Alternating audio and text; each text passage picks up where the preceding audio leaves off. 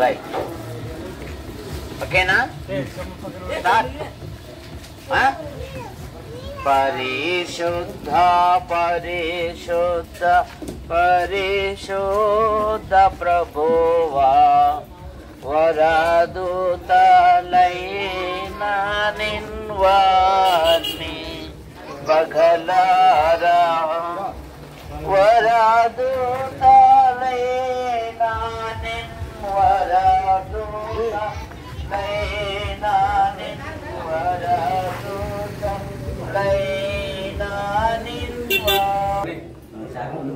భార్య భర్తలు రమ్మని వాళ్ళు రండి, మా ఇంటి రండి, బయటికి రా. అదే మంచిది, ఉండండి, ఉండండి, ఇంటికి రా. హలో, రండి రండి, ఇటురా. ఇసాకు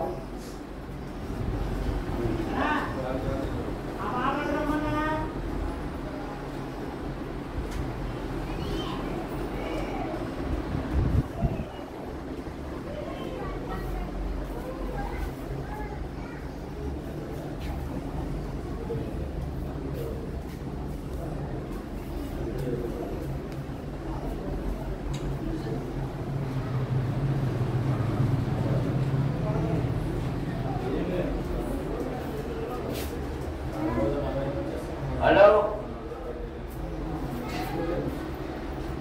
జాకబ్ రెడీ?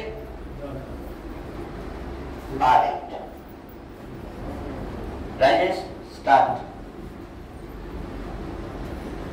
విత్తము పితరులిచ్చు స్వాస్థ్యము గనుక ఈటే జాకోబ్ ఆయన భార్య, కుమారుడు, కుమార్తెను బట్టి మీకు స్తోత్రములు. తల్లిదండ్రులు, సోదరులు, సోదరిమణులు, వారి కుటుంబ సభ్యులను దీవించండి. ఇదిగో చేర్చబడిన ప్రతి వారిని దీవించండి. ఈ ఇంటిని క్రీస్తునకు ప్రతిష్ఠించుండగా మీరు మహిమ పొందండి. యేసు ప్రభువా, ఈ ఇంటి చుట్టూ మీ కృపాక్షేమాల నుంచి కాపాడండి.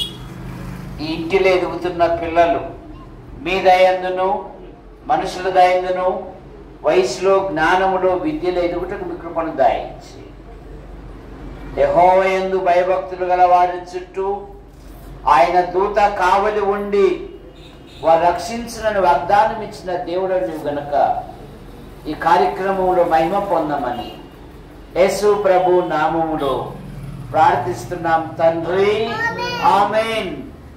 ఇప్పుడు పరిశుద్ధ గ్రంథం నుండి 128వ కీర్తన చదువు. యెహోవా యందు భయభక్తులు కలిగి ఆయన త్రోవ యందు నడుచు వారందరూ ధన్యులు. నిశ్చయముగా నీవు నీ చేతులు కష్టార్జితమును అనుభవించడవు. నీవు ధన్యుడవు, నీకు మేలు కలుగును. నీ లోగుట నీ భార్య ఫలించును, ద్రాక్ష వల వలె నుండును. నీ భోజనపు బల్ల చుట్టూ నీ పిల్లలు ఒలివ మొక్క వలె నుందురు. యెహోవా యందు భయభక్తులు గలవాడు ఇలాగూ ఆశీర్వదింపబడును. సియోనుల నుండి యెహోవా నిన్ను ఆశీర్వదించును. నీ జీవిత కాలమంతయు యెరూషలేమునకు క్షేమము కలుగుట చూచెదవు. నీ పిల్లలను నువ్వు చూచెదవు. ఇశ్రాయేలు మీద సమాధానము ఉండునుగాక. ఆమేన్. ప్రేమించిన మా తండ్రి, కుమార, పరిశుద్ధాత్మ నామములో ఈ ఇంటిని యేసుక్రీస్తు నామములో ప్రతిష్ఠించుచున్నాము. రాండియు చాహించి పాడుదము, రక్షణ దుర్గము మన ప్రభువే. రాజు సన్నిధికి గోదము, ప్రభు నామము కీర్తనలన్ సంతోషగానము చేయుదము. రాండియు చాయించి పాడుదము, రక్షణ దుర్గము మన ప్రభువే.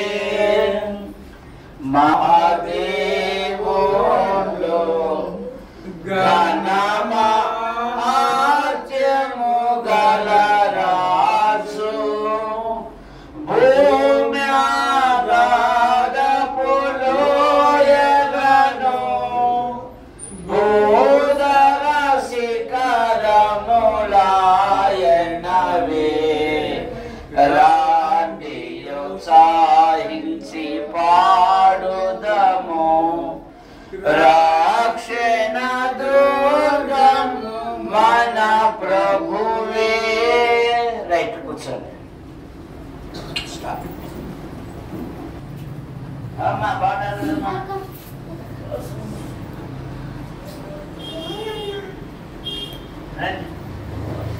ఇదే దానిలో రాసింది.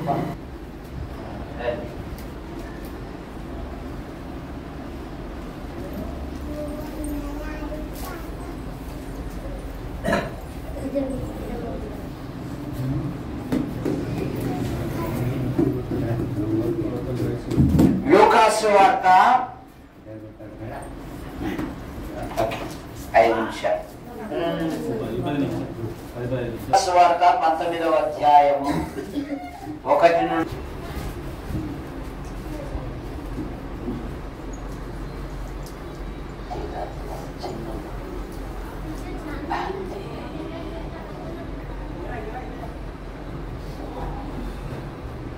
పరిశుద్ధ బైబిల్ గ్రంథం నుండి లూకాసు వార్త 19వ అధ్యాయం 1 నుండి కొన్ని వచనం చదువుతున్నాం. ఆయన సంచరించుచు యెరికో పట్టణంలో ప్రవేశించి దాని గుండా పోవుచుండెను. ఇదిగో శుంకరపు గుత్తదారుడును ధనవంతుడైన జక్కయ్య అను పేరు గల ఒకడు యేసు ఎవరోని చూడగోరను గాని కొట్టివాడైనందున జనులు గుంపుగూడి ఉండడం వలన చూడలేకపోయాను. అప్పుడు యేసు ఆ త్రోవను రానయ్యుందని కనుక అతడు ముందుగా పరిగెత్తి ఆయనను చూచుటకు ఒక మేడి చెట్టెక్కాను.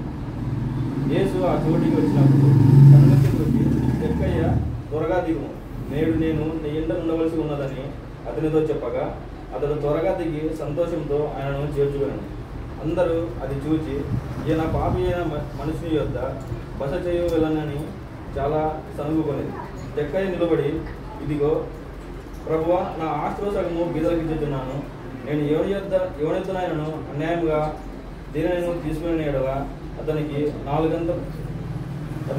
గంటలు మరలా చెల్లించునని ప్రభువుతో చెప్పాను. అందుకు యేసు, ఇతడును అబ్రహాము కుమారుడే, ఎందుకనగా నేడు ఈ ఇంటికి రక్షణ వచ్చి ఉన్నది. నశించిన దాన్ని వెతికి రక్షించుటకు మనుష్య కుమారుడు వచ్చినని అతనితో చెప్పాను.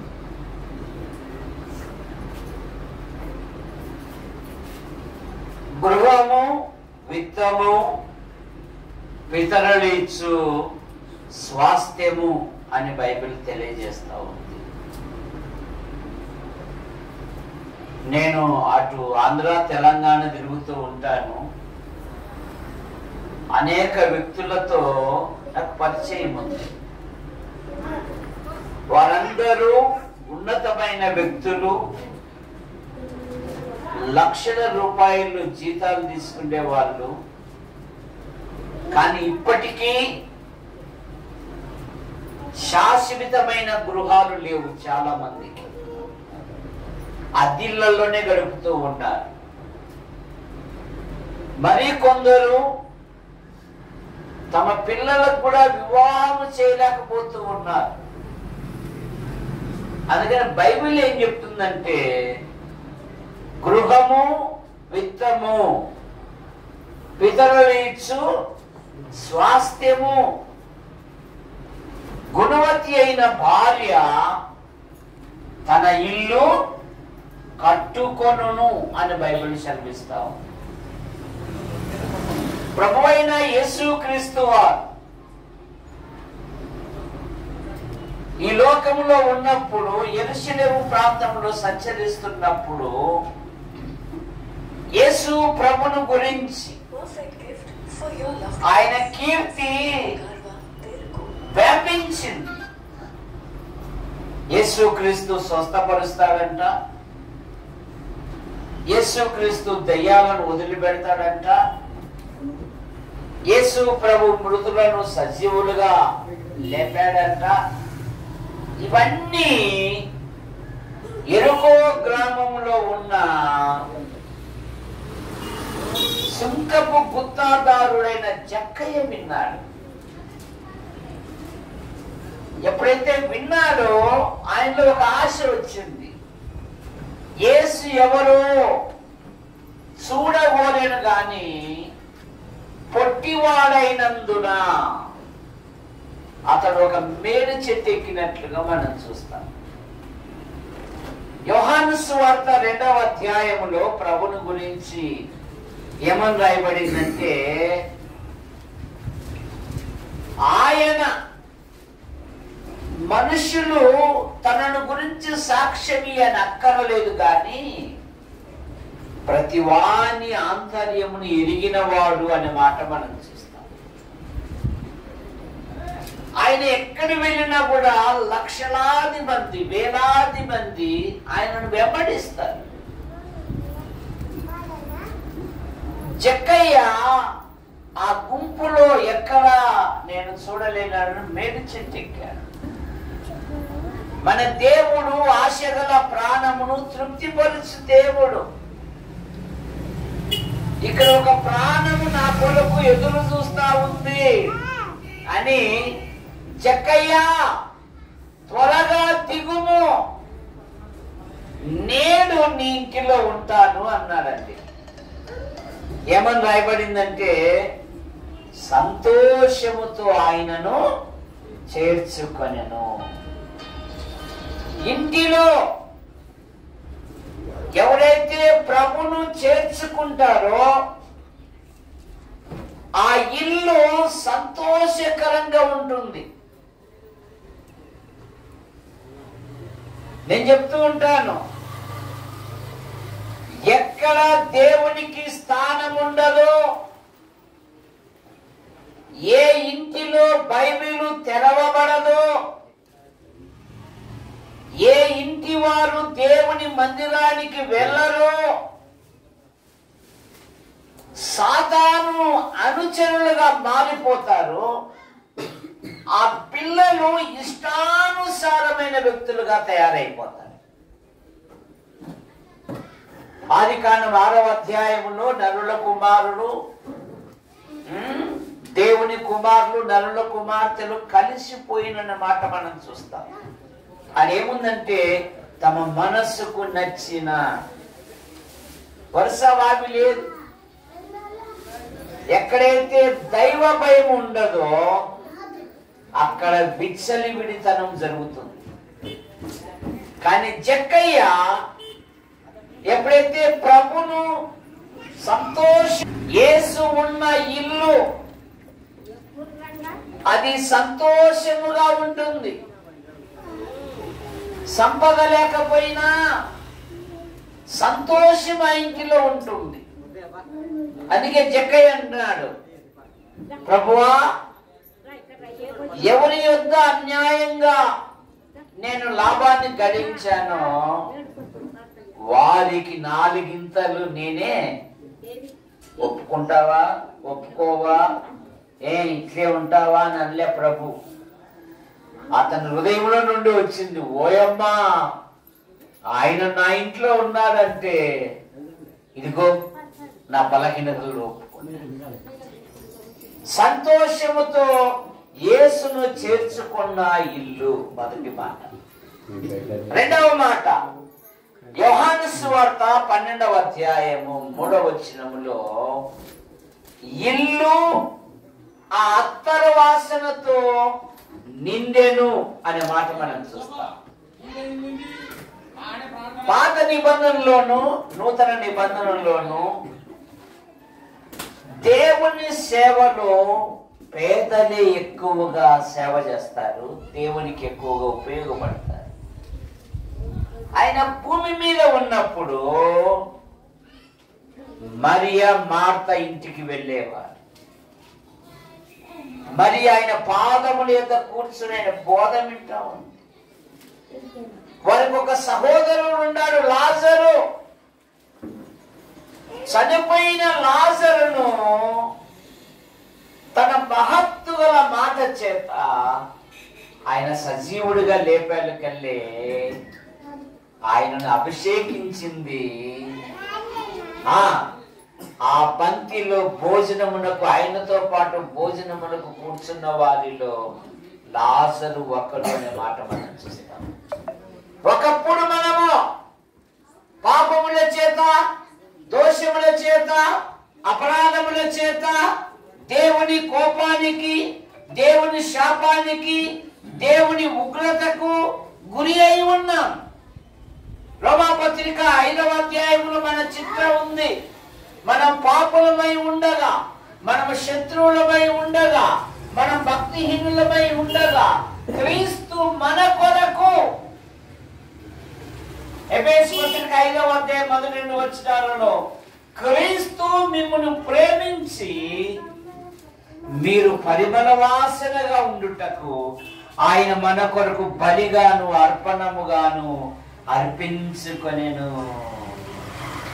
అనగా దేవుణ్ణి ఆరాధించిన గృహము. ఇక 3వ మాట, సామెతల గ్రంథం 3వ అధ్యాయము 33వ వచనములో, యథార్థవంతుల ఇల్లు వర్ధిల్లుతాయి అంట. 3:33 సామెతల గ్రంథం 3వ అధ్యాయం 33వ వచనం.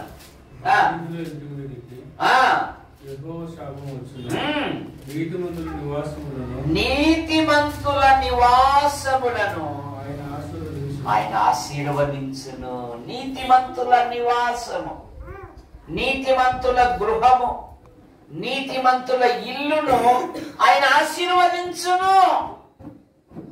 దావీదు అదే కదా, ఎక్కడో అరణ్యములో గొర్రెలు కాసుకున్న వాణ్ణి దేవుడు తీసుకొచ్చి అంతఃపురంలో కూర్చోబెడితే దావీదు ఏమంటాడు తెలుసా? ఇంతగా నన్ను హెచ్చించుటకు నేను ఎంతటి వాడను, నా కుటుంబము. ఈ దినాలలో మనుష్యుడు కాస్త గూడు దొరికేలకల్లే, కాస్త కూడు దొరికేలకల్లే, కాస్త గుడ్డ దొరికేలకల్లే ఎవరన్నా దేవుడు సరే దేవుని మర్చిపోతున్నారు. దావీదు అలా కాదు. దావీదు ఇంకొక మాట కోరుకున్నాడు. 2 సమూయేలు గ్రంథం 7వ అధ్యాయము 28వ వచనములో, 7:28 దయచేసి యెహోవా నా ప్రభువా, నీవు దయచేయుదునని నీవు నీ దాసుడైన నాకు సెలవిస్తున్నావే. నీవు దేవుడు కనుక నీ మాట సత్యము. దయచేసి నీ దాసుడైన నా కుటుంబము నిత్యము నీ సన్నిధిలో ఉండునట్లు దానిని ఆశీర్వదించుము. యెహోవా నా ప్రభువా, హలో గుత్తి సత్యం లోపలికి రా. కుటుంబాన్ని ఆశీర్వదించు అంటున్నాడు. ఏం కోరుకుంటున్నాడు దావీదు? నా కుటుంబాన్ని. ఎవరు దావీదు? కత్తి పట్టాడంటే సింహపు గుండె ధైర్యము కలిగిన వాడు కూడా దిగులొందుతాడు. కానీ దేవుని సన్నిధిలో ఏమంటున్నాడంటే, నా కుటుంబాన్ని ఆశీర్వదించు, నా భార్యను ఆశీర్వదించు, నా భర్తను ఆశీర్వదించు, నాకు బహుమానం ఇచ్చిన పిల్లలను ఆశీర్వదించు. యోబు తూర్పు దిక్కు జనులలో అత్యంత ధనవంతుడు, దేవుని యందు భయభక్తులు కలిగిన వాడు, చెడుతను విసర్జించిన వాడు, నీతిమంతుడు, న్యాయవంతుడు, యథార్థవంతుడు. తూర్పు దిక్కు జనులలో అతడే గొప్పవాడై ఉన్నాడు. కానీ సంపద మీద మనసు లేదు, కానీ సంతానం మీద మనసు. యోబునకు సంపద మీద మనసు లేదు, కానీ తన పిల్లలు పాపము చేసి దేవుని కోపానికి, దేవుని శాపానికి, దేవుని తీర్పునకు ఎక్కడ గురి అవుతారో అని ధనవంతుడైన యోబు, యథార్థవంతుడైన యోబు, దేవుని యందు భయభక్తులు కలిగిన యోబు, చెడుతను విసర్జించిన యోబు అరుణోదయమే లేచి ఎప్పుడు లేస్తున్నాడు? నువ్వు ఎప్పుడు లేస్తున్నావు? మా అమ్మాయి టీ ఇచ్చేంతవరకు లేవు. చూసారా? టీ అన్నప్పుడు కూడా ఆడిపెట్టి అంటాడు. ఆమెమో తట్టుకో, మా ఆయన డ్యూటీకి పోతాడు కదండి, కష్టపడి శ్రమపడి టీ రెడీ చేసి టీ అడిపెట్టు లేపుతుంది టీ రాగాని. యోబు అయితే తన పిల్లల కొరకు ప్రార్థన, క్రైస్తవ సహోదరి, నీ పసిపిల్లల ప్రాణము కొరకు నీ చేతులు ఆయన తట్టి ఎత్తుమంటూ. ఆస్తిపాస్తులు లేకపోవచ్చు. బైబిల్ పండితులు ఏమన్నారంటే తమ పిల్లలను, తల్లిదండ్రులంటే తమ పిల్లలను 1 హీరోలుగా చేయగలదు అంట, 2 హీరోగా చేయగలదు అంట, 3 జీరోగా చేయగలదు అంట. కానీ మోషే తల్లిదండ్రులు తమ పిల్లలను హీరోలుగా చేశారు. మరి ఎక్కడున్నారు? ఐగుప్తులో ఉన్నారు. ఐగుప్తులో పూల పాన్పులో ఉన్నారా? ఇనుప పులిమిలో ఉన్నారు. వారి ప్రాణాలు విడిస్కింపజేస్తున్నారు, కఠినముగా పని చేయించుకుంటున్నారు, వారు శ్రమ పెడుతున్నారు. కానీ వారు ప్రార్థించటం అన్నది. వారు ప్రార్థించట, దేవా ఈ శ్రమ మా పిల్లలకు రాకూడదు, ఈ కష్టం మా పిల్లలకు రాకూడదు. మా పిల్లలు ఒక ఉన్నతమైన వ్యక్తి, లక్షలాది మంది నడిపించే మోషే నాయకుడయ్యాడు. అతి పరిశుద్ధ స్థలంలో ప్రవేశించుటకు అహరోను ప్రధాన యాజకుడయ్యాడు, మిరియాము ప్రవక్తి. కారణమేమి? వారు ప్రార్థించారు. చిన్నప్పుడు మా అమ్మ మా నాయనల్లో అన్నం వండుతానే ప్రార్థనకు టైం అయింది రా అనేవారు. అప్పుడంతా కృష్ణాయిలు పుట్టే చిగురు లేదు మాకంతా. ఇప్పుడు అన్ని వచ్చినాయి, అసలైంది లేదు. సరే ఏమమ్మా ప్రార్థన చేసుకో, నువ్వు చేసుకో, నాకు ఇప్పుడే ఫోన్ దొరికింది. పోనీ అయ్యా ప్రార్థన చేసుకున్నా, ఇప్పుడే కదా నేను డ్యూటీ నుండి వచ్చినది, పెన్నా నుండి. సరే అలా కాదు.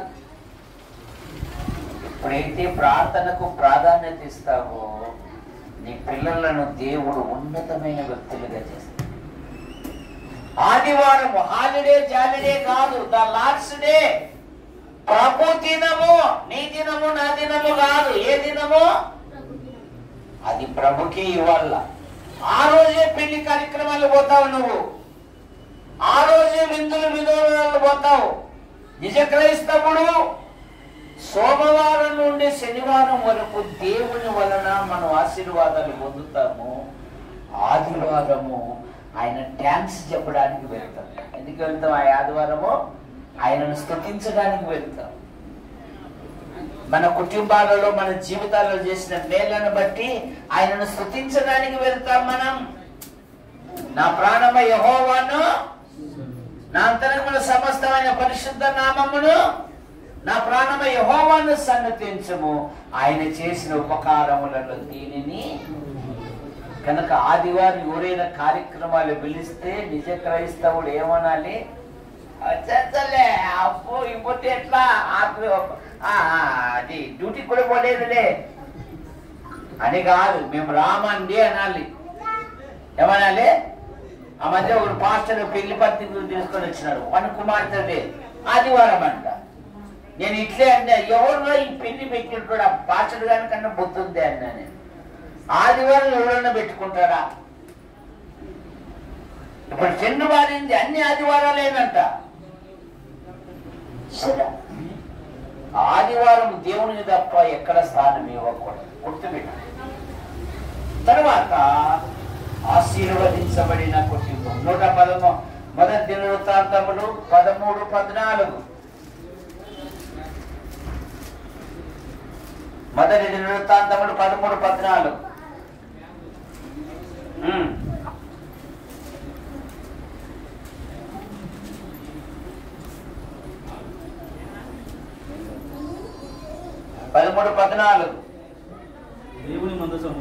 దేవుని మందసము ఓబేదేదేవి ఇంటిలో ఉండగా అతని ఇంటి వారిని, అతని కలిగిన సమస్తమును యెహోవా ఆశీర్వదించే. మందసము ఉండుట చేత, ఇప్పుడు మందసము దేవుని సన్నిధికి గుర్తు కనుక ఉదయకాల ప్రార్థన ఉండాలి, రాత్రికాల ప్రార్థన ఉండాలి. యెహోషువ తీర్మానం చేసుకున్న కుటుంబం 24:15 నేనును నా ఇంటి వారును యెహోవాను సేవించడం, దేవుణ్ణి సేవించే కుటుంబం. అపోస్తలుల కార్యాలు 12:12లో అక్కడ అనేకులు కూడి ప్రార్థన చేయించు ఉన్న కుటుంబం. ఇట్లా ఆలోచించుకొని మార్కు 12:12 అపోస్తలుల కార్యాలు చదవాలి. అమ్మ చదువు, దొరికితే చదువు.